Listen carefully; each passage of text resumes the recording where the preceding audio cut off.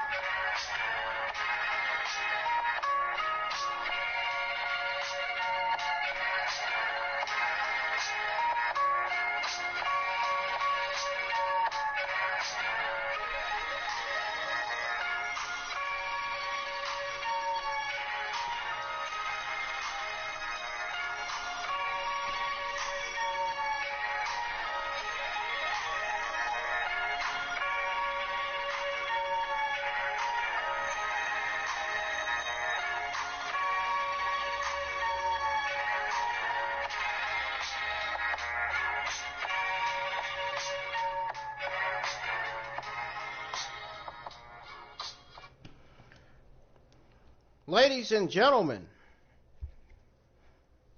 welcome back to my IWN Wrestling News and Gaming YouTube channel, man. I'm your host, your narrator, IWN's very own Brennan, and I am back here with your May the 14th, 2021 SmackDown review. Now, obviously, I don't do those quick videos, but I am here to tell you, if you're new to the channel, man, hit that subscribe button. Turn on that bell for all notifications, man, so you won't miss reviews like this every week. on the IWN channel. So you won't miss my NXT, NXT UK, and AEW Dynamite reviews that go live each and every week right here on my IWN Wrestling News and Gaming YouTube channel. So you won't miss all the gaming streams, all the games that I stream every week, including Dragon Ball Z Verse 2, Naruto Ultimate Ninja Storm 4, all that good stuff. All that good content on the channel, man. You know I try to bring you the best content possible on this channel. Not just gaming content, but wrestling content as well. If you haven't followed me on Twitter yet, man, and you're new to my Twitter account, and you still haven't followed me on Twitter yet, man. So, please be sure you hit that follow button on my Twitter account. You already know what my Twitter name is. It's at Ingram Wrestling. You can follow me also on Twitch at Ingram Wrestling News. And folks, please let me know in the comments or in the chat or in the live chat as to whether you like this new thumbnail that I made. Please let me know in the comments what you think about this thumbnail. I really love what I did on this thumbnail, man. I did a fantastic job. I did a real fantastic job on this thumbnail, man. I think it looks fantastic, in my full opinion. I don't know about what you all think.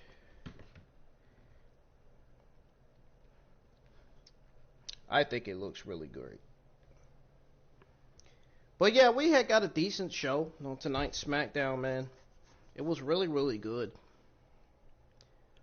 Despite the fact that I really didn't enjoy the WWE Women's Tag Title match, I am glad that the titles are finally taken off Nia Jax and Shayna Baszler. Thank God, man. Now we can start seeing the Nia Jax and Shayna Baszler breakup feud that I've been wanting to see for a very long time. Hopefully, Shayna will get over Nia Jax. Hopefully, this feud will have Shayna Baszler winning over Nia Jax in this feud, in this breakup feud. Now, I do have some news on Mia Yim, Sonya Deville, Adam Pearce, and Bray Wyatt. And we're going to go over all that at the end of the review. So, with that being said, we are going to go on ahead and get started with the WWE May the 14th, 2021 SmackDown review. Now, let's get some people in the live chat, please, and thank you, man. Because when I go live for my SmackDown, NXT, NXT UK, and AEW Dynamite reviews, I expect a lot of wrestling fans in my live chat for my SmackDown review. This is not a gameplay, let's keep in mind. This is an actual review. When I go live for my reviews like this on WWE 2K20 on YouTube, this is how you know, that's how you know that this is a serious review, man. Especially when I'm showing shit like this on my screen.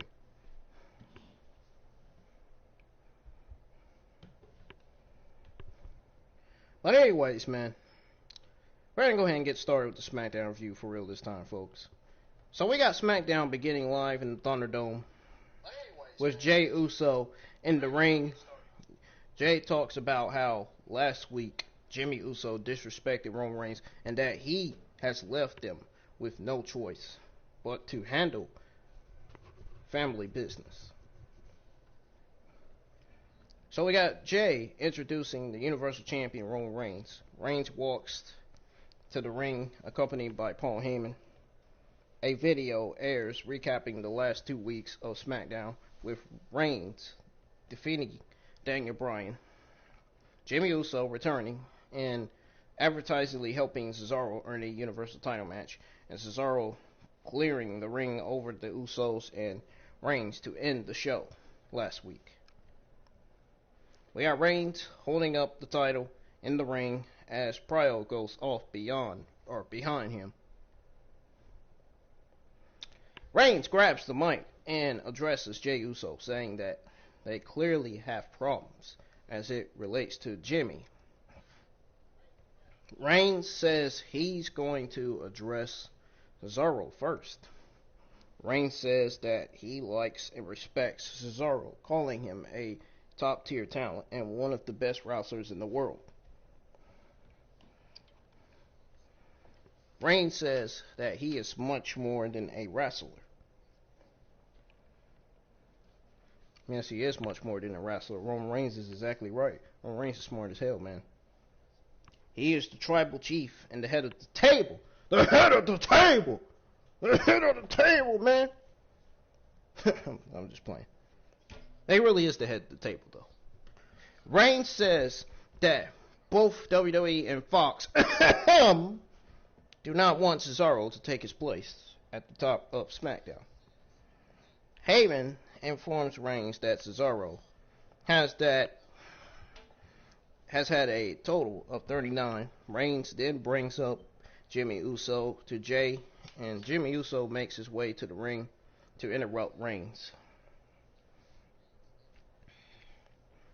Jimmy grabs the mic and says that all he hears is Reigns running his mouth, and Jay demands that Jimmy shows respect to his cousin and the family.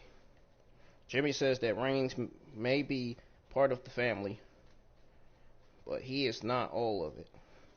Reigns asks Jimmy if he thinks Reigns can beat Cesaro, and Jimmy responds that he does not think Reigns can beat Cesaro. Jimmy brings up the possibility of Reigns losing his Universal Championship and the Usos winning the title, winning the Tag Team Champions, is what I'm trying to say, and the Usos being the new head of the table, which sparks an angry outburst from Reigns. As Reigns calms down, he challenges Jimmy to do what he does, and that he wants Jimmy to show the world that he can beat Cesaro.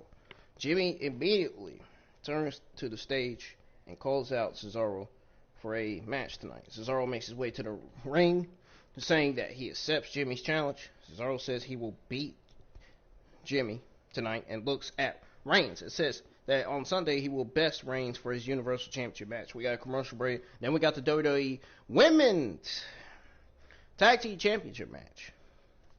We got Nia Jax and Shayna Baszler versus Natalya and Tamina, unfortunately, for the WWE Women's Tag Team Champions. They had to get the typical garbage out the way first, right? Because they know this match was going to fail, which it kind of did, kind of didn't. I mean, it was better than last week. I guess I'll say that. But anyways, Nia Jax and Shayna Baszler versus Natalya and Tamina for the WWE Women's Tag Team Champions. So we have the match beginning with Tamina and Nia Jax in the ring. Oh God. When I see Tamina and Nia Jax in the ring, it just makes me want to look back on my phone and not look at the TV screen. That's exactly what I did live for my SmackDown watch along. When I saw them on my TV screen, I looked right at my phone, and I about halfway picked up the remote, changed the channel, because I didn't want to see those two in the ring together. Because they don't have good chemistry. They have terrible chemistry together in the ring. Tamina and Nia Jax absolutely have terrible chemistry in the ring. I mean, why would anybody want to watch Nia Jax and Tamina? Seriously. Absolutely god-awfully boring. Seriously.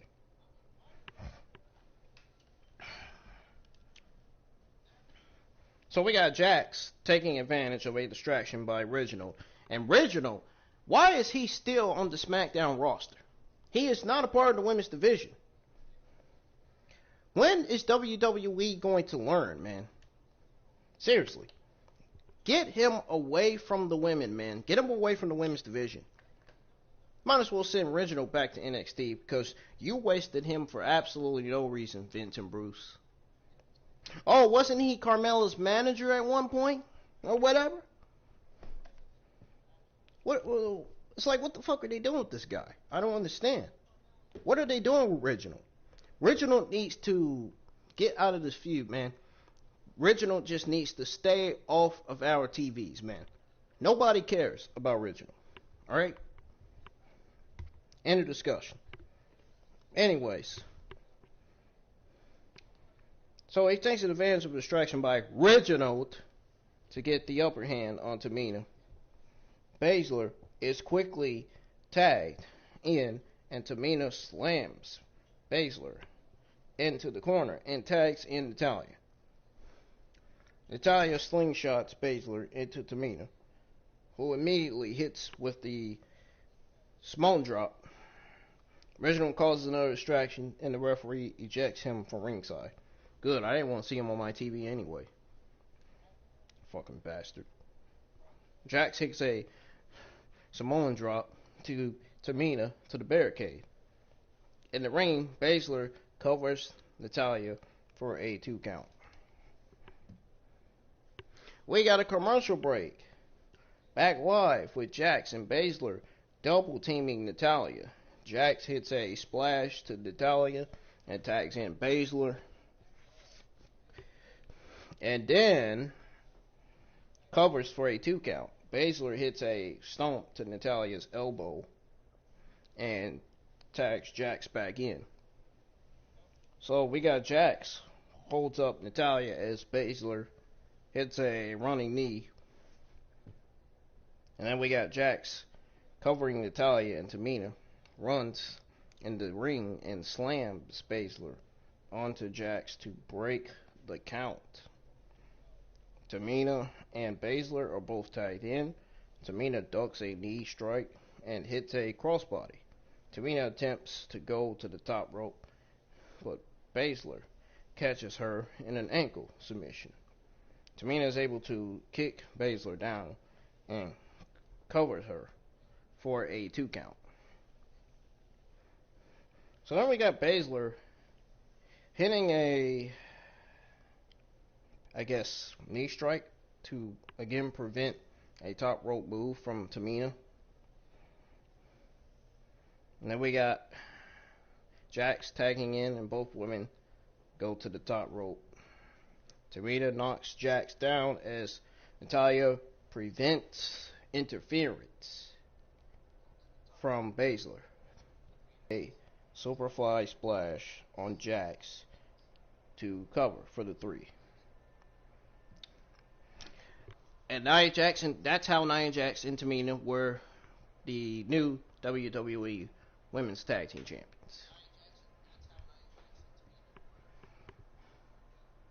That's how Natalya and Tamina were the Women's Tag Team Champions. Tamina hit a splash on Nia Jax for the 1, 2, 3. Winner, new Women's Tag Team Champions, Natalya and Tamina. Now let me know in the comments below or in the chat what y'all think of that. I don't know why there's only one person in here and there's not many people in here for the SmackDown review. I mean, for fuck's sakes, it's Friday, it's 11:43. Why is there not anybody in the chat for the review? Normally, when a YouTube content creator goes live with their SmackDown, Raw, and NXT review, the YouTube content creator would usually expect like 9 or 8 people in the chat. That's not the case for me, given that I only have 334 subscribers.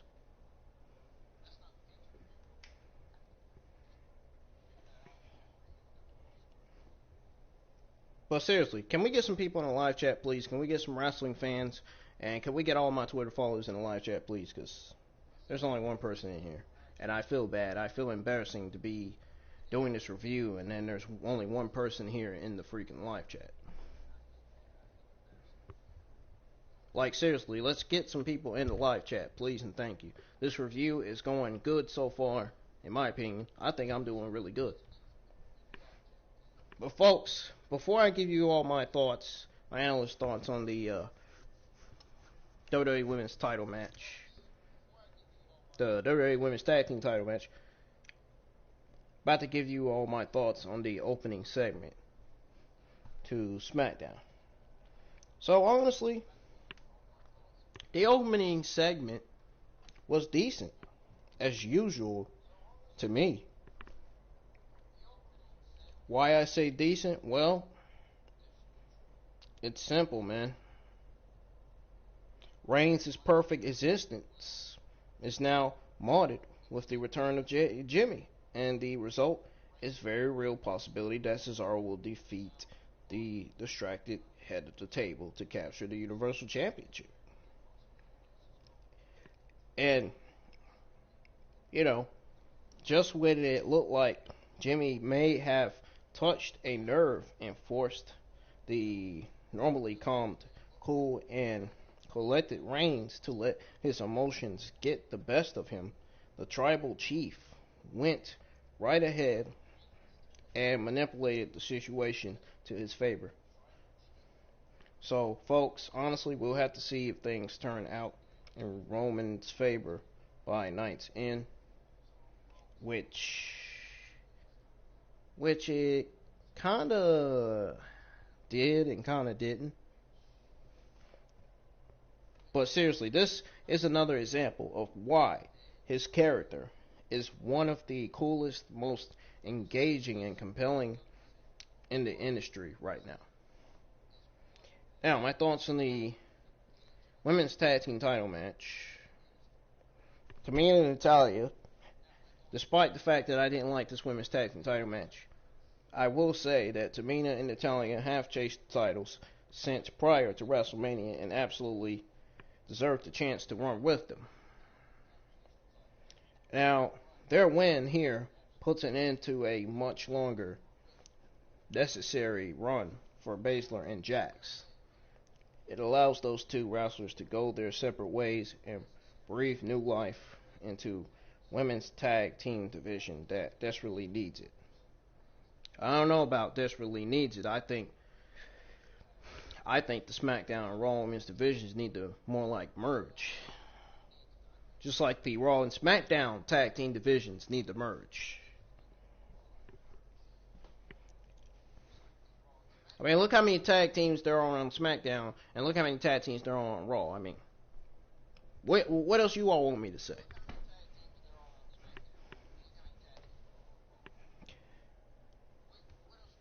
Okay. Anyways, as I was saying, folks, Tamina has been with the company for a decade and has been in and around title programs before and never held championship gold. That is somewhat stunning considering some of those who did during that span. So this is Tamina's first title win in over a decade. This is her first title win in over a decade, man. She has not had no title wins at all, and this is already her first title win. Can't believe it. So the emotion she showed and the tears in Natalya's eyes as she spoke up for her tag team partner, and the energy in Pat McAfee's voice as he called the action helped elevate this one's significance and made it feel like a genuinely significant moment. So, there you go, folks.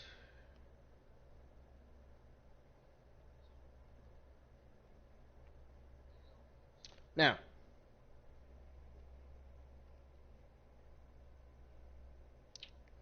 so after this match, the new WWE Women's Tag Team Champions, Natalya and Tamina, are interviewed in the ring. Natalya says that tonight is for anyone who had a dream, and Tamina thanks Natalya for believing in her. It thanks the fans. Commercial break. Back live. I'm tired of these goddamn commercial breaks, dude. These commercial breaks are getting very, very, very annoying. But commercial break, back live. With Paul Heyman being interviewed backstage. Heyman says that he doesn't know if Jimmy Uso can defeat Cesaro tonight, but he does know that this Sunday Roman Reigns can and will defeat Cesaro. Apollo Crews and Commander Aziz are in the ring. Cruz says that with the help of Commander Aziz, he has restored glory. He has restored glory of the Intercontinental Championship and brought an honor of Nigeria. Cruz then presents to Commander Aziz the Nigerian Medal of Honor as Cruz celebrates. Big E appears on the Titantron and calls it the biggest mistake. Now listen to this, folks. He calls it the biggest shame, the biggest mistake of the ceremony since Nakamura won a Grammy. Sami Zayn comes out to interrupt Big E. Cruz calls out Zayn for disrespecting himself, and Commander Aziz Zayn says that Cruz has his Intercontinental Championship. Aziz assault Owens. Big E runs out to the rescue. Aziz attempts the Nigerian nail on Big E. Big E grabs the top rope to send Aziz out of the ring. Owens hits a super kick to both Cruz and Big E. Zayn then runs in to try the haluva kick on Owens, who counters with a stunner. Big E pops up and hits the big ending. Cruz escapes the ring with the championship belt as Big E stands tall in the ring. I'm still glad that Nia Jax and Shayna Baszler lost the WWE Women's Tag Team titles. That gives Shayna Baszler an opportunity to get the hell away from Nia Jax, because she needs to right now.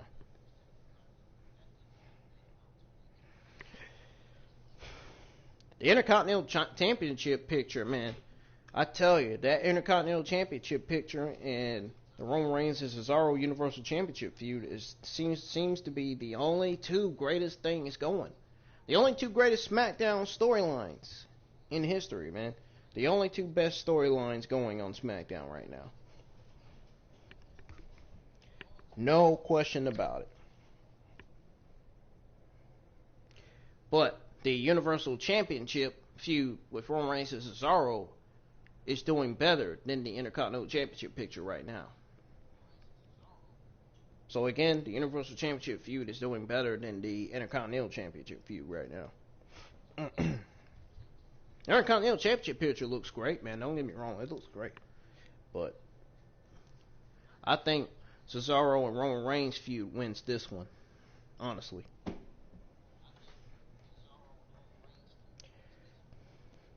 When Reigns is on the show, that's how you know it's going to be a good show. But when Reigns is not on the show, that's how you know it's not going to be a good show.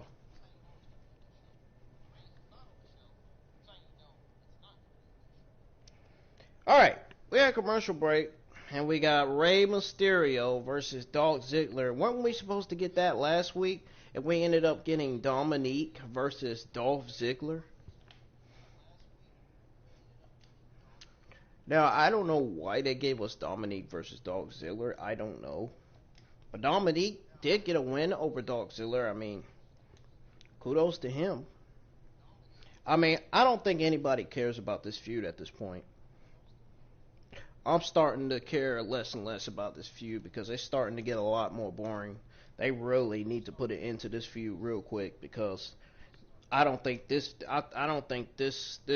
feud is doing anything for the SmackDown viewership. I don't think it's generating any more audience.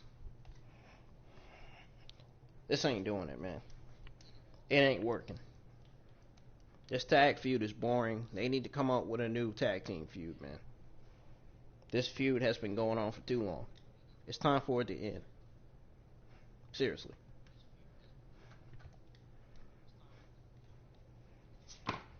So here's what went down with this match between Rey Mysterio and Dolph Ziggler. The match begins with a lockup and Ziggler driving Mysterio into the corner. Ziggler puts Mysterio in a side headlock, which Mysterio escapes, sending Ziggler off the ropes, where Ziggler connects with a shoulder tackle. Ziggler hits a second shoulder tackle after a second side headlock. Ziggler rakes Mysterio's eyes, and Mysterio counters a takedown attempt to send Ziggler outside the ring. Mysterio hits a baseball slide to Ziggler on the floor. Outside the ring. These commercial breaks were killing me, man. Justin, my number one first ever YouTube Twitch moderator, Justin Time 21111. Me and Justin Time 21111 were talking about how sick and tired we are getting of seeing these goddamn god awful commercials, dude. We were talking about that in the Smackdown watch along in the live chat, man. I was chatting with my moderator, Justin Time 21111, man. I was telling him, man, I said, man, I'm getting tired of these goddamn commercials. They need to limit these goddamn fucking commercials, man. Really. Everybody is getting tired of WWE seemingly keeping on going on commercials breaks every single week on SmackDown. It's happening. It seems like it's happening more on SmackDown than it is on Raw. Well, I'm going to need it to be happening on Raw more because that show sucks.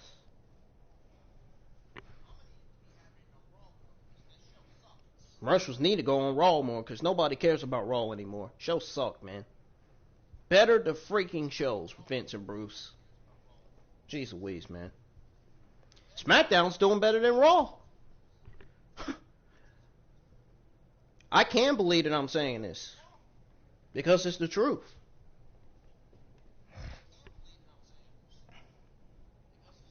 Truth is the truth. Oh, it's true. It's damn true, folks.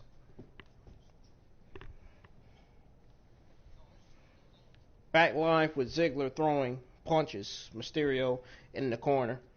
Mysterio answers with punches of his own. Mysterio springboards off the ropes, and Ziggler dodges to cause Mysterio to fall flat on the mat.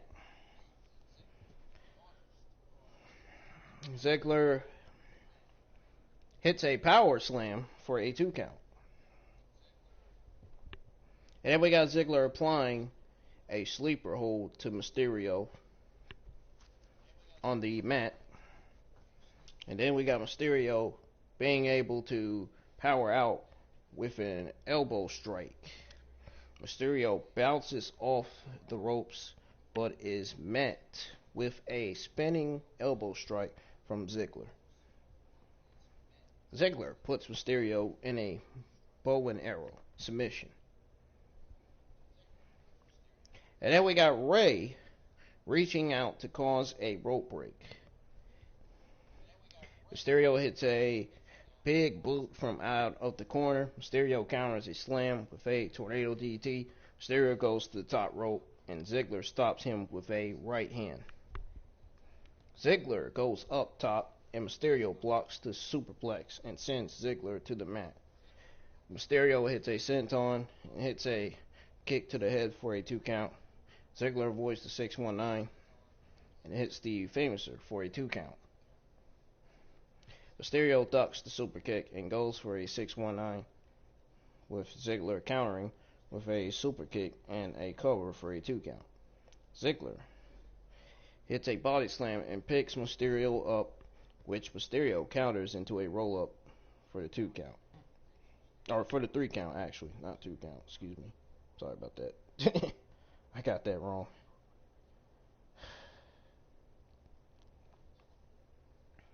Is it me, or am I running out of fucking... I'm running out of oxygen or voice or something?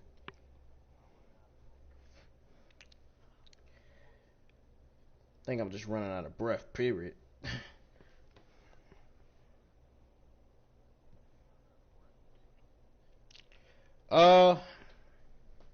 Honestly, folks, even though this feud, I think, in my opinion, needs to end at Backlash, because Some of us in the community are getting tired of watching this feud on our TVs every week. It's getting more and more boring, and I think this tag feud needs to end with Rey Mysterio and Dominique becoming the new SmackDown Tag Team Champions. So we can move on from this feud, because people are getting tired of this feud. It's getting boring. It's not interesting. It's not entertaining at all. But I will say, the good thing is, here's the good thing about this match. I will say the good thing about this match. The good thing about this match is Mysterio Ziggler can have a strong match on their worst nights. I will say that, and I also will say that their in-ring chemistry is as strong in 2021 as it was when they feuded over the Intercontinental Championship in the summer of 2009. So yes, their in-ring chemistry is as strong in 2021 as it was when they feuded over the Intercontinental Championship in the summer of 2009. This tag feud's boring. I'm ready for it to end. Hopefully at Backlash, again, Mysterio and Dominique will become new SmackDown Tag Team Champions, because we can use new SmackDown Tag Team Champions right now. Tired of seeing the same people with the SmackDown Tag Team titles. Tired of seeing the same wrestlers, man. Their match Friday night was solid and got better as it went on. Now, I said this on Twitter. I pretty much said this on Twitter, and I'm going to say it here. Now, Mysterio winning seems to set up the heels to retain, if only because WWE booking is typically 50-50. Now, that is hardly the outcome one would hope for, given the time and energy that has gone into this rather lengthy feud. But it would not at all be surprising if WWE is waiting for fans to return to the stands before it crowns the father-son tandem. And I wouldn't be too surprised either. Make it happen. Make it happen so we can put an end to this boring tag feud. Because people are getting tired of watching it every Friday nights. Feud is not even, this feud's not interesting. It's not generating interest, man. The audience are no longer interested in this feud, man. It needs to get off my TV. It's gotta go. After the match, Robert Roode runs in to attack Mysterio, but Dominique quickly enters the ring, causing Roode and Ziggler to retreat to the back. Cesaro is interviewed backstage. Cesaro says it means the world to him to challenge for the Universal Championship. Cesaro says he has dreamed about this moment since he was a kid. Cesaro says he's not like Roman Reigns. He doesn't ask people to acknowledge him. He earns it. Cesaro says that he knows he can beat Reigns and that he can earn the right for the fans to acknowledge him. SmackDown Women's Champion Bianca Belair made her way to the ring. We got a commercial break again. See, this is what me and my very first YouTube Twitch moderator, Just in Time 21111, was talking about. All these goddamn commercials, they are always giving us, man. Limit the freaking commercials, man. I am sick of this shit, dude. Seriously. 1, 2, 3 commercials is enough. Why we gotta have 6, 7, 8 commercials, dude? Are you freaking serious? Those talents don't even look halfway tired. Oh, you mean tell me you gotta have commercial breaks because your talents are tired? You gotta have commercial breaks because because the talent has to rethink, they don't know what to fucking do?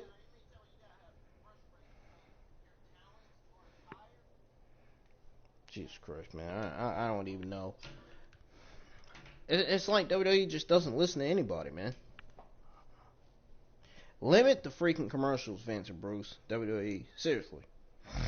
We are getting tired of seeing 6, 7 commercials a week, every week on SmackDown, man.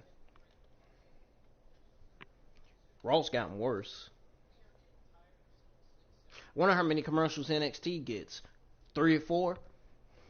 Ah! Oh, man. I know how many Monday Night Raw gets. Probably like 7 and 8. Oh, my God.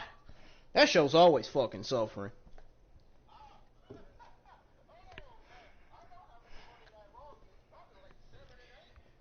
These commercials are becoming a problem for all of these shows, man. They really need to limit these commercials, man. Seriously. It's not doing the Raw and SmackDown viewerships any good. It's not even doing the NXT viewerships any good, man. The reason why the Raw, SmackDown, and NXT viewership's been going down is because of these goddamn... One of the reasons why is because of these goddamn commercial breaks, man. They need to limit the commercial breaks. And then you got all this 50-50 garbage booking. And then you got all these garbage, terrible feud and storylines that aren't getting it, man. There are some that are actually succeeding, including the Reigns and Cesaro feud and the Intercontinental Championship feud. Those feuds are succeeding, man. Those feuds are doing great. But you got all these feuds on Monday Night Raw, like, man. Jeez, man. I don't understand it.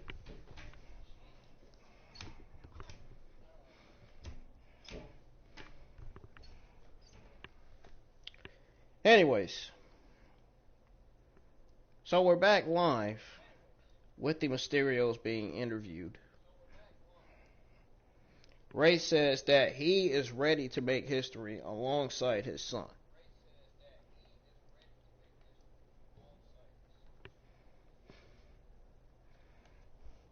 Ziggler and Rude confront them, and Ziggler says Dominique doesn't belong here, and Dominique says that come Sunday he will be a champion. Yes, this Sunday is Backlash, folks. I already know. I don't need to be reminded. I saw the tweets on Twitter. I saw everything about it on Twitter, man.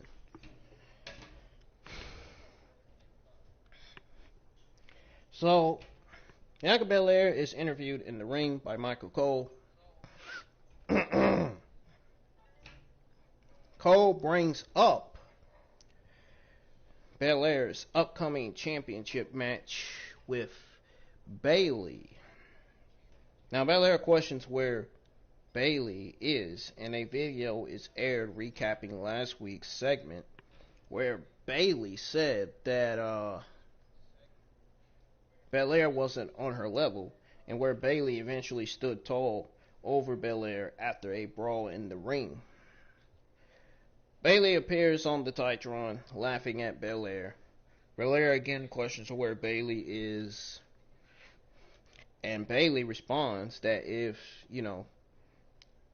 she's far, far away. Belair says that the entire reason Bayley is mad because Bayley was getting thrown around by the Bellas at WrestleMania, while Belair was in the main event winning the championship match. Bayley says that when she looks at Belair, she sees a mirror of her own past. And she tells Belair that this fairy tale does not end well.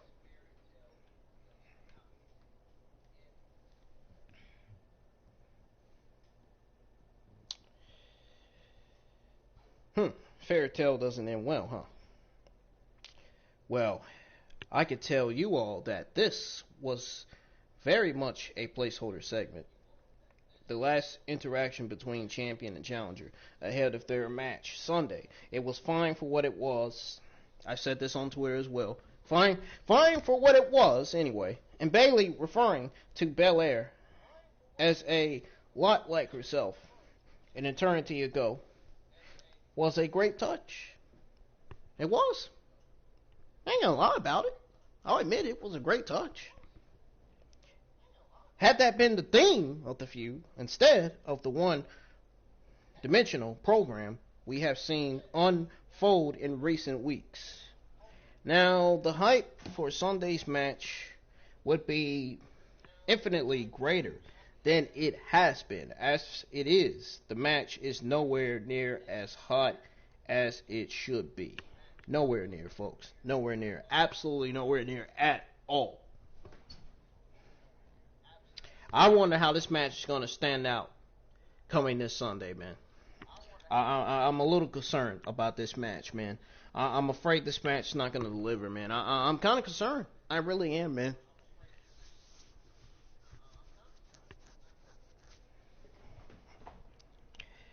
If I'm WWE, if I'm an executive director or a chairman, I'd be concerned, man.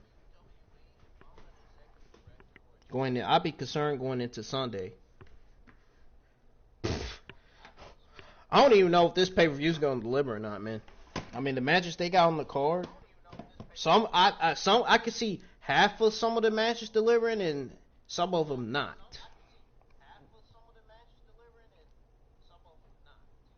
But we'll find out. Yes, folks, my Backlash review will be live this Sunday night. It will. It will not be Monday, it'll be Sunday night, because Monday, my AEW Dark Elevation will be live, and before that, I'll be streaming Dragon Ball Z Burst 2, so... No. Actually, I'll be streaming Jump Force that day, because I did say I was streaming Jump Force. Excuse me. So, the Backlash review will have to be this Sunday night. And I'm hoping my YouTube moderator will be there, and I'm hoping there will be a lot of people in the chat for that, because you know I'm going to have all the answers to Backlash on my Backlash review that Sunday night. And I'm actually going to put that on schedule. Tweet that out, put it on schedule, man, for this Sunday night. May have to cancel a stream on Call of Duty. That may have to wait till Tuesday. I'm going to have to push my Call of Duty stream on YouTube to Tuesday then, if I'm going to be reviewing Backlash. Or I could stream it after the AEW Dark Elevation review. But anyways, folks, as I was saying here, man, let's get back to what I said about Belair and Bayley. So what I said about Belair and Bayley, I'm going to repeat it again, folks.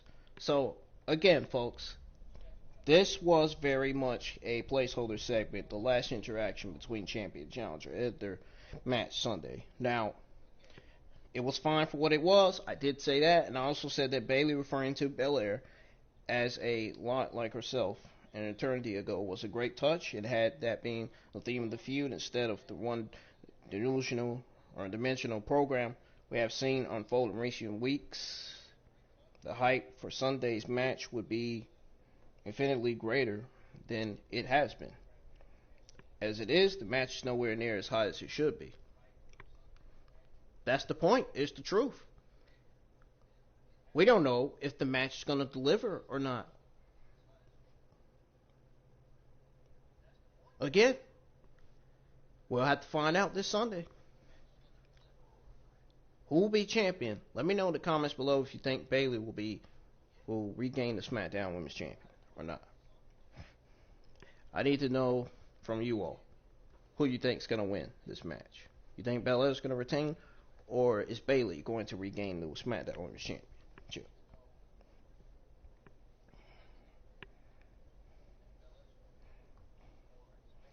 Alright.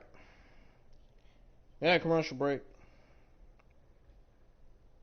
We got Shinsuke Nakamura versus WWE's Typical Garbage.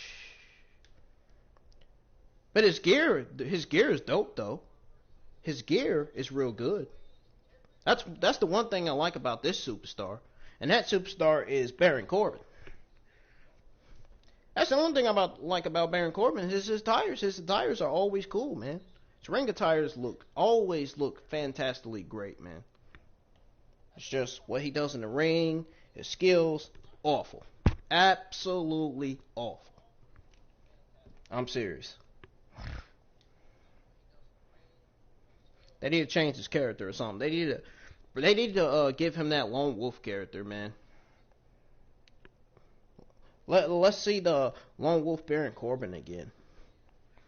They need to just bring back that NXT Baron Corbin. That's what we need to see, man. Because the NXT Baron Corbin is a lot better than that Baron Corbin we're seeing now, which is King Corbin.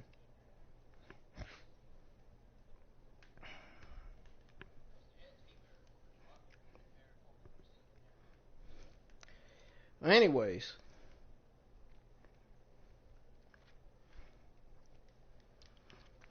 the match begins with a lockup and Corbin hitting a knee to Nakamura's stomach. Now, that definitely had to hurt Nakamura. Nakamura hits a knee strike of his own and goes to the top rope, but is hit with a right hand from Corbin. Corbin showing Shinsuke Nakamura what he's all about with that Golden Gloves boxing background. Corbin hits another knee strike to the stomach and covers for a 2 count. Nakamura counters in the Irish whip with a drop kick and follows it up with a series of strikes. Corbin attempts a big lariat, but Nakamura counters with an armbar. Nakamura shifts the armbar into the triangle choke, which Corbin is able to counter into a pinfall during the hold for a 3 count. And just like that, man, Corbin's your winner. Folks, this match suffered really bad, and the main person that suffered in this match was Shinsuke Nakamura. He did not deserve to lose this match.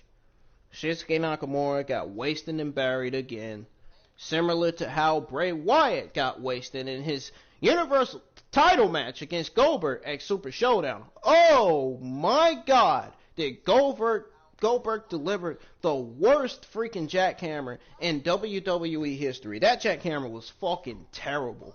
Oh my God, I'm never gonna forget about that shit. That's how fucking bad Shinsuke Nakamura suffered in his match against Corbin, man. This match was not good. Nakamura and Corbin, folks, have feuded before, man. Way back in 2017. They didn't even have a great deal of chemistry then. And it has not improved much at all. It has not improved much at all since at all, man, period. Not that it had the opportunity to, as this was a largely non-script match that was every bit as much about the babyface stealing the heel's crown as it was any athletic competition. Now, all of it seemed to point to some sort of feud for the crown, and considering the lack of anything better for them to participate in, there are worse options. It is, though, disappointing to see where Nakamura is now in comparison to where he was a few years back when he won the Royal Rumble and was part of a high-profile WrestleMania match. Very, very disappointing and sad. I really hope WWE knows what they're doing with Shinsuke Nakamura, because right now, to me, it seems like they don't. They could use Shinsuke Nakamura better than that, man.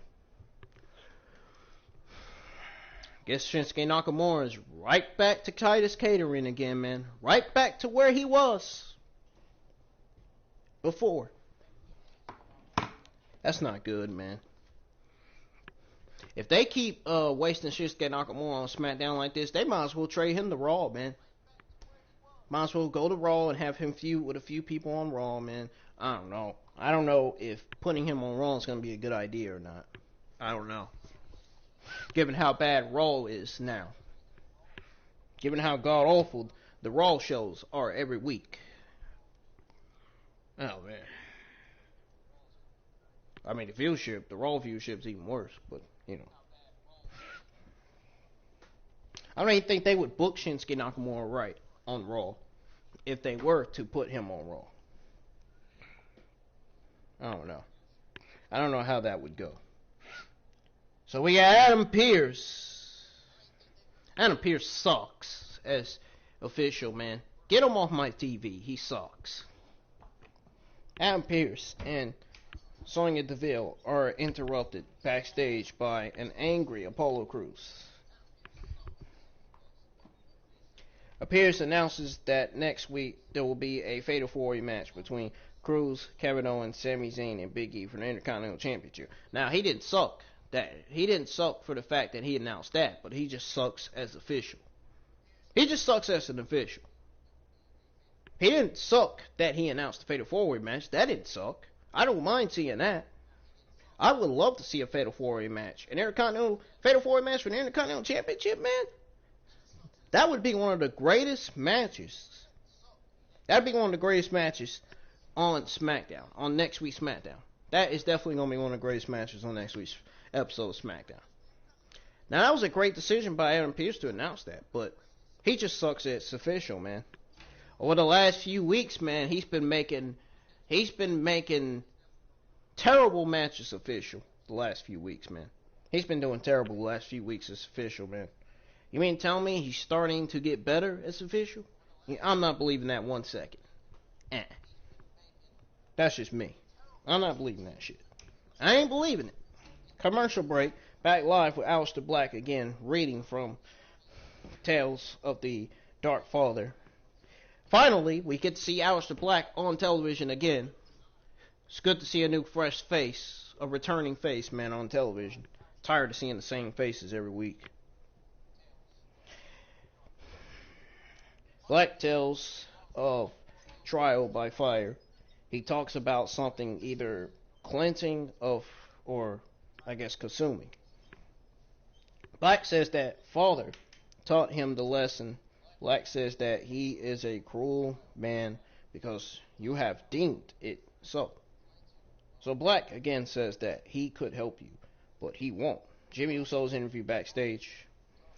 Jimmy says that Jay does not need Roman Reigns. And again mentions the Usos as tag team champions again. I wonder if this is going to be an indication that Jimmy Uso is going to turn heel, or is going to turn face after Backlash. Who thinks Jimmy Uso, or who thinks Jay Uso is going to turn face after Backlash? I don't think it's time yet. I think it's too early for Jay Uso to turn face. I really do. I don't think it should happen right now. Give it time, man. Give that shit time. Because this feud right now is going great. We don't need to see it get ruined already. Let the feud continue, man. Give it time. Jey Uso does not need to turn face yet. He is doing so good as main eventer, man. And we need to keep him that way for now. Maybe turn him face later on. Do it. I just can't see it happening. Just can't.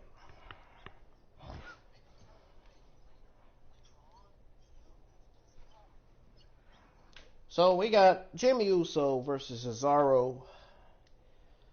I can tell you right now, this was definitely the only best match on this show. Based on the way I watched this show. Based on what I watched, I think this match was the only best match on the show. Even though this was a good, decent episode still. But, you know. I mean, I said it firsthand.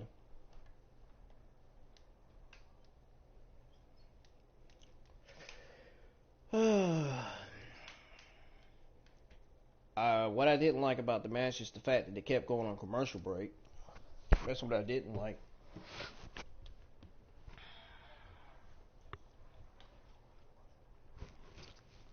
So we got our main event of the evening beginning with a fast lockup. Cesaro hits a big standing drop kick to kick Uso to the corner. Uso puts Cesaro in a headlock, and Cesaro springs off the ropes for a shoulder tackle for a cover and a 2 count.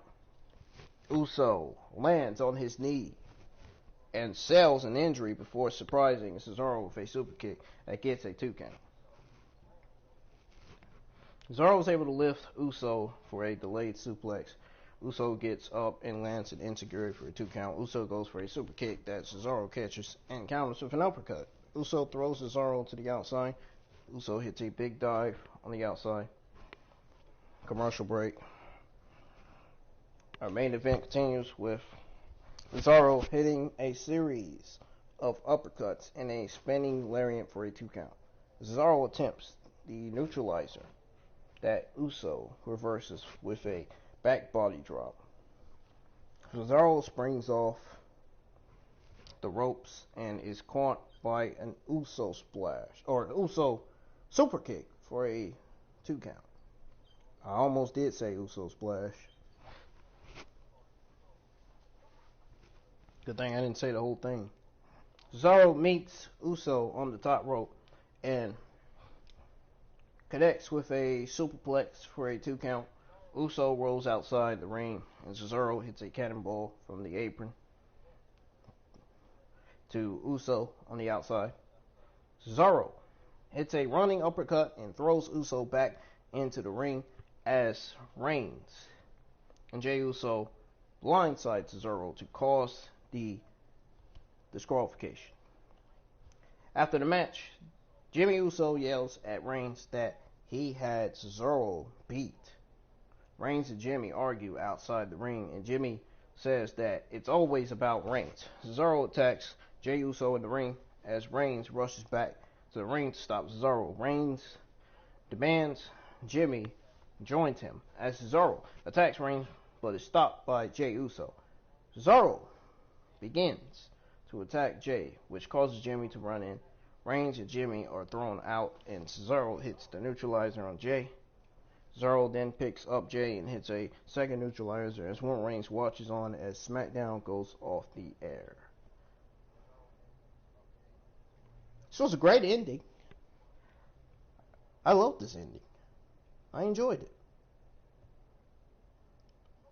My thoughts on Jimmy Uso versus Cesaro.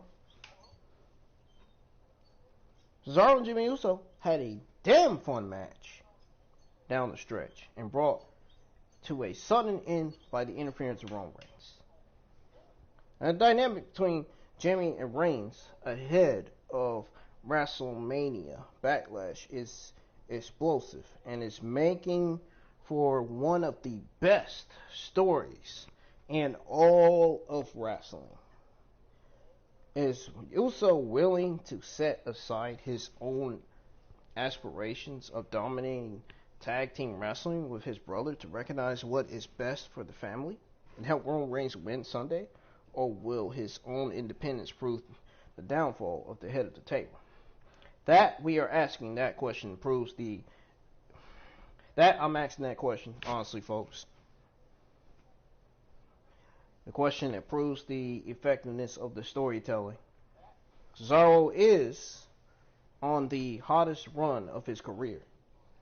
And if the storyline can continue to be this compelling, he will survive what is sure to be a lost Sunday on Peacock. That is, if he remains in the title picture.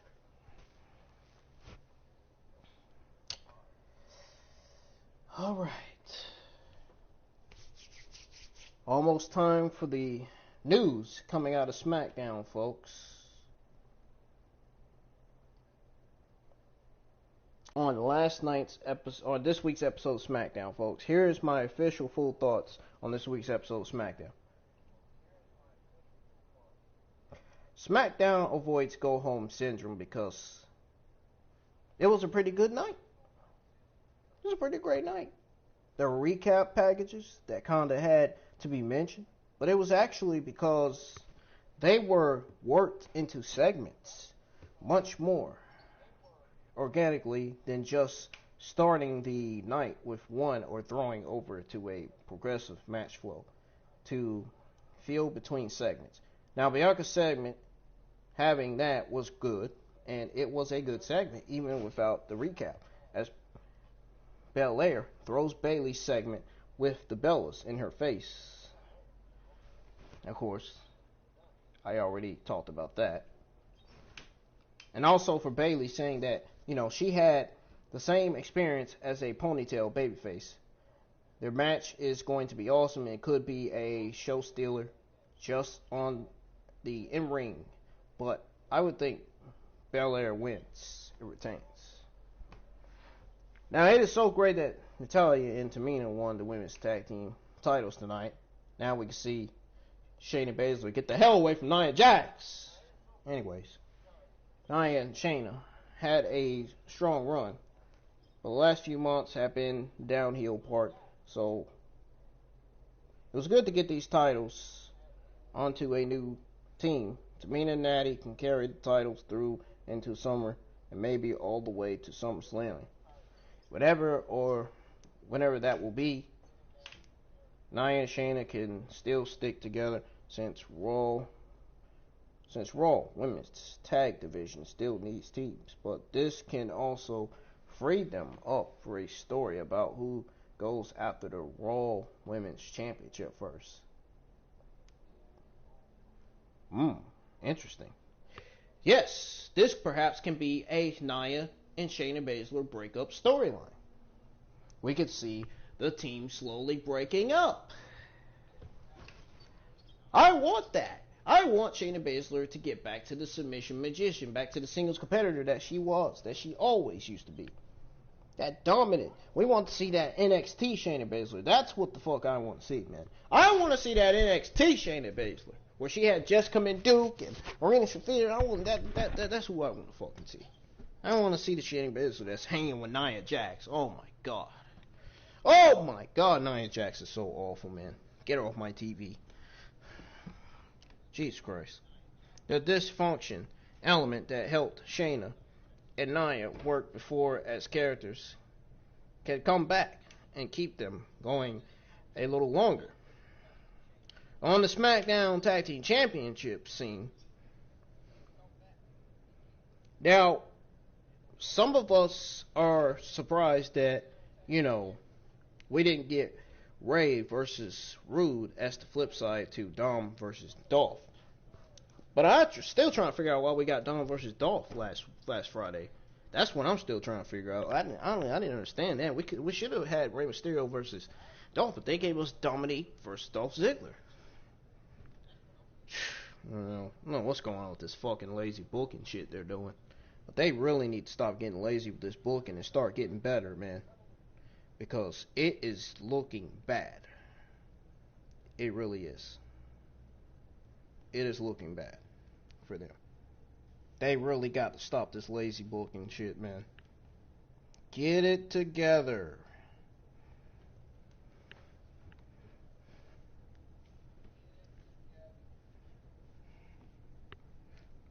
Get it together, Vince and Bruce, or you guys just need to fucking get fired. I'll tell you one thing. I'd be so glad when Vince is removed from WWE and Bruce is fired, because they are really not. They are just not.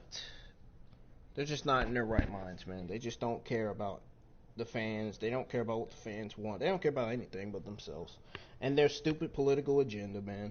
Stupid bullcrap. That's all they care about. It's fucking sad, dude. It really is.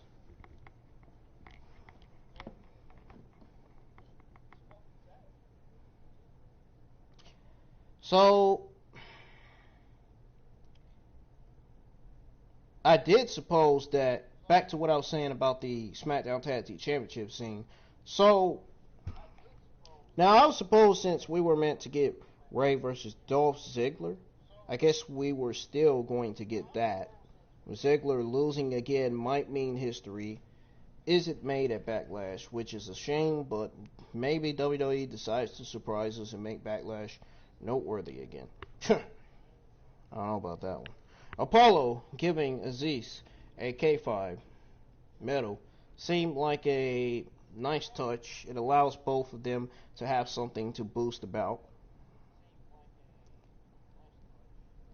Now, I do also like that the Intercontinental Championship match is happening next week. The Intercontinental Championship picture is looking great, man.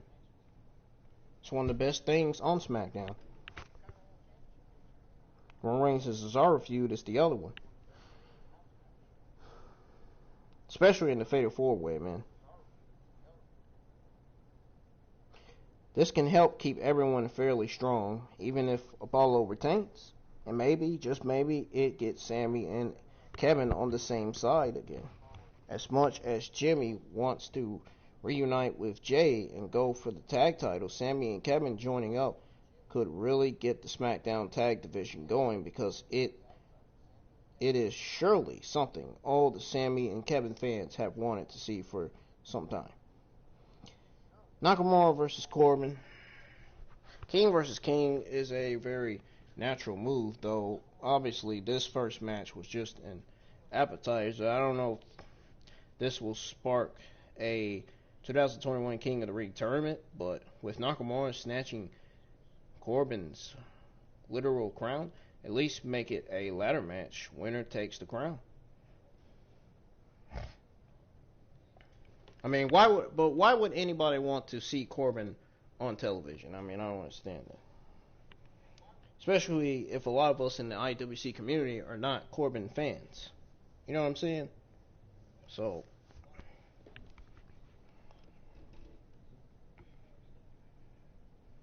I know I'm not a fan of Corbin. I don't know about you all. That's just me. But we did get great stuff out of the ever-expanding Universal Championship Roman Reigns story.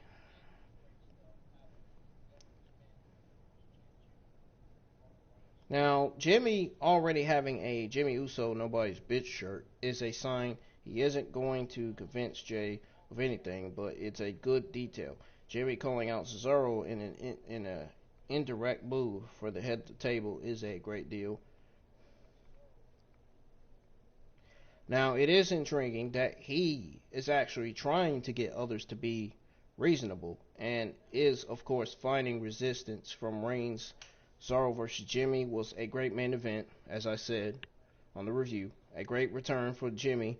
And the ending segment was great for Cesaro because he took the fight to the bloodline again. It looked like he actually got Roman to be worried. Now, with Cesaro standing tall, the math says Roman wins on Sunday, and there is a good chance he does, with Jay still being loyal. It'd be real creative to have Jimmy try and stop Jay, and that distraction in itself is how Cesaro loses. Now, Cesaro has been working so hard for so long. It would be a shame if he loses, but Roman's story is still that strong. So, as for Jimmy, they could bring this full circle by having Roman versus Jimmy like Jay did at Hell in a Cell. And that could be the moment of truth for Jay. Jay saving Jimmy from Roman like he couldn't do in October would definitely get a pop from fans, live or otherwise, and that helped the Usos skyrocket right back into the tag title scene. Now, let's move on to the news coming out of SmackDown. Before we end this review here. First of all, let's start out with the news on WWE pulling Mia Yim's SmackDown debut again this week. So I got some news on that. So it says here that WWE will sometimes change their plans around because nothing is set in stone. Now, this news is coming from my sources over on Twitter, Ringside News. Vince McMahon apparently decided that Mia Yim's SmackDown debut needed to wait even longer. My sources, good old friends on Twitter, Ringside News, exclusively reported that Mia Yim's SmackDown debut was supposed to happen last week. They pulled that idea from the lineup on the day of the show. Dave Meltzer later confirmed our report and noted that Mia Yim's SmackDown debut was tentatively slated for this week. Mia Yim in sight. This doesn't mean that Mia Yim is not debuting. it simply means that WWE is holding back on the idea for a little bit longer. It wouldn't be a huge surprise to see Mia Yim insert herself into the SmackDown Women's Division after WrestleMania Backlash. So, my sources, Ringside News, and of course myself, for you all in the IWC community, will all continue to monitor this ongoing situation. Now, fans of the HBIC are still waiting for her debut on the blue brand.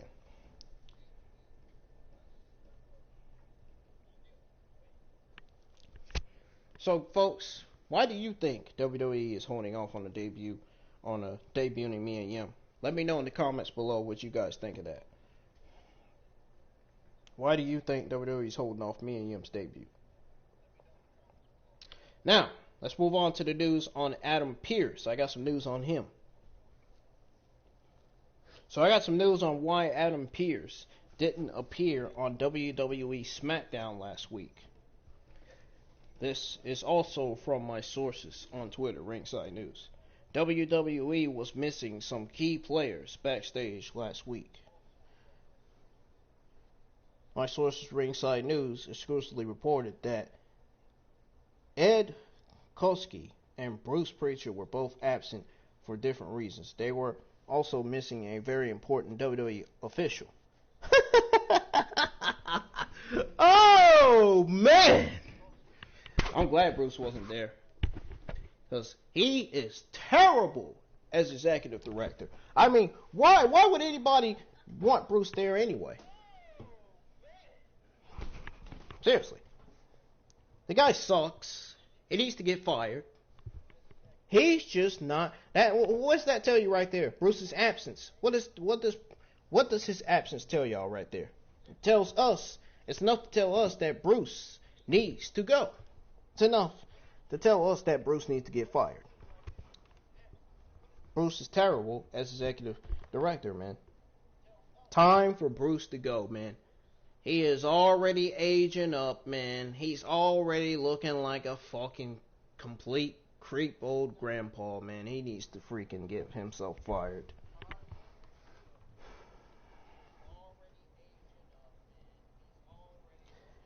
Adam Pearce was absent from SmackDown last week, according to Fightful Select.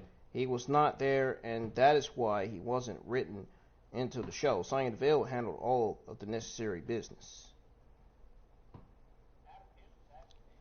Says here, and I quote, SmackDown was short-handed. All around last week, Adam Pearce didn't appear on the episode of the show, and we're told he was actually not there. Oh, you all already know why I'm laughing at this, right? So let me guess, Triple H was there, right? I mean, some of us voted for Triple H to be chairman, the next chairman anyway, right? I think Triple H being chairman would be perfect, man. Triple H being chairman for Raw and SmackDown? Perfect. But the problem is, who should be the executive director for both Raw and SmackDown? Well, rehire Paul Heyman. Hello. Triple H can rehire Paul Heyman, and he can be executive director for both Raw and SmackDown again. Paul Heyman was doing better than Bruce anyway to begin with. I don't know what the fuck they fired him. Jeez.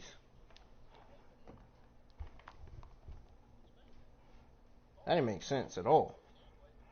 And then you got this part where AJ Styles and Luke Gallows and Anderson didn't appreciate Paul Heyman. They didn't like him. It's crazy shit, man.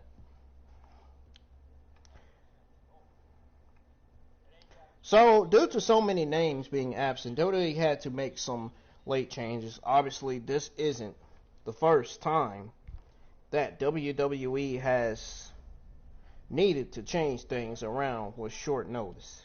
They also called up Dave Copper. Who the fuck is that? Dave Copper from NXT to help out. Can somebody tell me who the fuck Dave Copper is? Who is that? Who is that? Well, fuck it. I don't understand these names, man. Copper? What the hell is that? I was thinking it was a caterpillar or something. I don't know. Triple H was there as well. So, Ringside News exclusively noted that Triple H's retributions on SmackDown were very helpful. I'm telling you, man, Triple H, man, I'm telling you, that is definitely an indication that Triple H needs to come in as chairman and Vince needs to step down as chairman. I'm telling you now. It's time, man. It's time for Triple H to take over as chairman for Raw and SmackDown, man. I don't give a shit what anybody negative in the fucking IWC community's got to say about this shit. The time for Triple H is now. The time for Vince is up. The time for Vince is up. The time for Triple H is now. Seriously. Time for Vince to leave his active duties as chairman. He needs to be removed. Seriously. Now, Ringside News has not heard if there were a shorthanded situation backstage for SmackDown to monitor what's going on. So, don't worry, I will check back with those guys probably tomorrow or Sunday. But you can guarantee I'm going to be checking back with these guys, man. These guys are the best, man. They're doing really good with their stuff. Some of the Ringside News, most of their news is real. There's a tiny bit of their news that's fake, that's false information. But some of their news, most of their news is real. I told Ringside News a few months back, last year, I said, you can't be putting out false information, man. You got to make sure that news is real. Because people are not, if you're putting out false information, man, people are going to get mad. The IWC community is going to get mad. They're not going to believe that shit. You know what I'm saying? So that's what I told them. I was trying to help them out, man. Because they are cool guys, man. Ringside News, they are my good sources. I'm real good friends with them on Twitter. I'm even friends with their founder of Ringside News, Steve Carrier. Still friends with him. Hey guys, guess what? We're not done yet. I got some more news. We ain't done yet, folks. I got some news on Sonya Deville's stalker, and I got some news on Bray Wyatt. Now, the news on Bray Wyatt will be delivered after this news on Sonya Deville's stalker. You're not going to believe what I got on this news on Sonya Deville's stalker. You are going to be shocked. So, Sonya Deville avoided a scary situation before SummerSlam last year. A man named Philip A. Thomas broke into her home with intentions and tools needed to kidnap her. The court just ruled on his mental competency. I don't even know why I should care. I don't think I care about Sonya Deville being okay from that. As first reported by Wrestling Inc., Deville's stalker had his mental competency hearing. And according to the documents obtained by Heal by Nature, yes, I have them followed on Twitter. Had them followed on Twitter for a while, still do. So I see their tweets every now and then. Thomas was deemed not mentally competent to stand trial. I wonder why.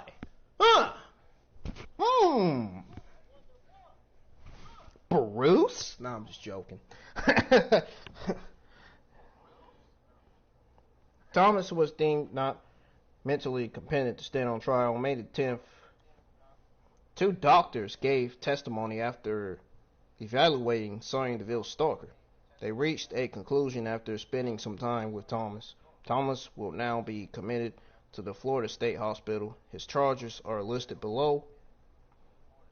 So he was charged with aggravated stalking, third-degree felony, armed burglary with a dwindling felony, punishable by life, armed kidnapping, ransom, or reward or hostage, felony life, criminal mischief, less than $200, second-degree mandatory meter, Phil A. Thomas has been sending Sonya Deville messages for a very long time. Prosecutors claim he did so for years. He also sent messages to her friends as well. That's just sickening, dude.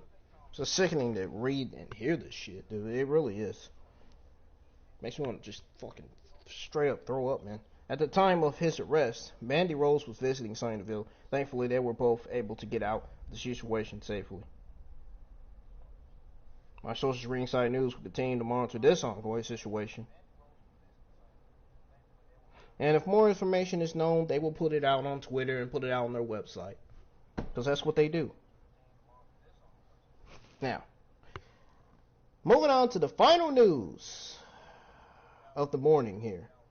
Moving on to the final news before the Smackdown review ends. So, the final news I have is on Bray Wyatt. Yes, the Fiend Bray Wyatt, a.k.a. Yeah, you know what I'm talking about.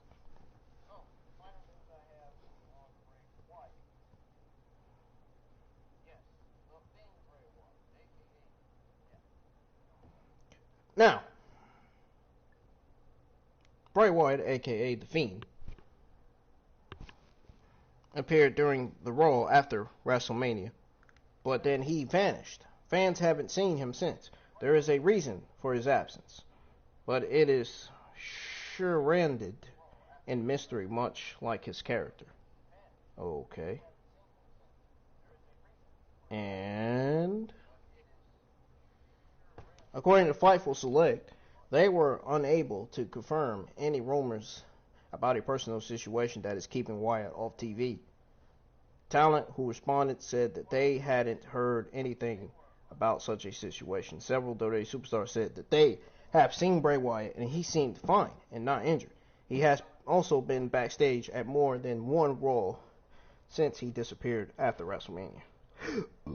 It says, and I quote, that talent that he spoke with and staff that has worked closely with him recently believed that Wyatt wants to be on TV and also had not heard of a specific reason Wyatt was off television. Now, it was also noted that Bray Wyatt hasn't been to Raw in the past several weeks. Now, it was unclear, ringside news are unclear why Wyatt is no longer on television. Alexa Bliss is carrying on their creepy storyline in the meantime. So, folks, my question to you all is, in the live chat, my question to you all is, why do you think Bray Wyatt is off WWE television? Please sound off in the comments below or comment in the live chat. Mainly comment in the comments below. Folks, that's going to do it for the SmackDown review, and that's going to do it for the news coming out of SmackDown, man. I appreciate you all for joining the live chat, man. I appreciate people for tuning in to listen to me for a while. I know you came in and listened to me for a while and left. It's okay. Long as people are listening to my review, it's fine. I get that people don't want to comment on the live chat. I get it. Okay? But thank you all for joining me for the review, man. I really appreciate it. I really do. I really hope you all have a fantastic day. Most importantly, a fantastic, great start of your weekend. And spend the rest of your weekend as you can, because who knows, you may have to go back to work Monday, you know what I'm saying? So, I do have a few announcements, man, before I get out of here.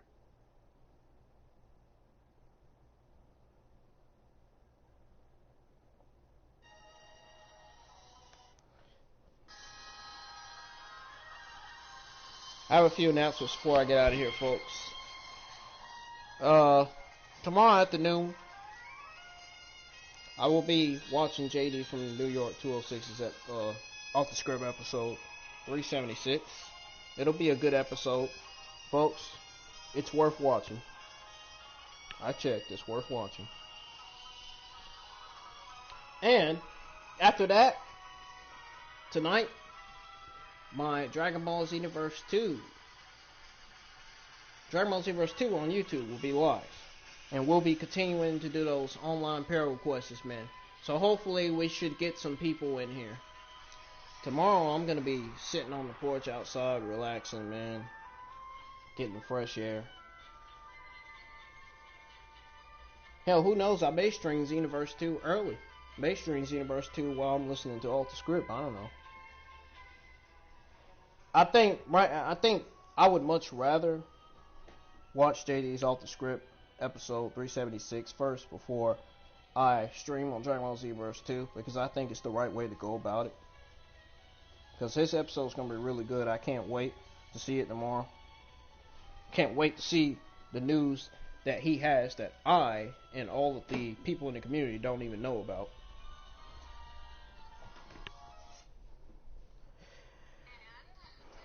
But anyways, catch y'all later, man. I will see you all back here tomorrow night live on Dragon Ball Xenoverse 2. Join the live chat, man. It's going to be a fun stream, man. I promise you. We're going to be doing all kinds of parallel quests. I'm going to be helping millions of other PS4 players finish their parallel quests. And there's going to be all kinds of parallel quests that I'm going to be helping all the PS4 players with. There's more than millions of players that play that game, just so you know. But peace. Happy you all selves a great start of y'all's weekend, man. And I will see you back here tomorrow live on Dragon Ball Xenoverse 2.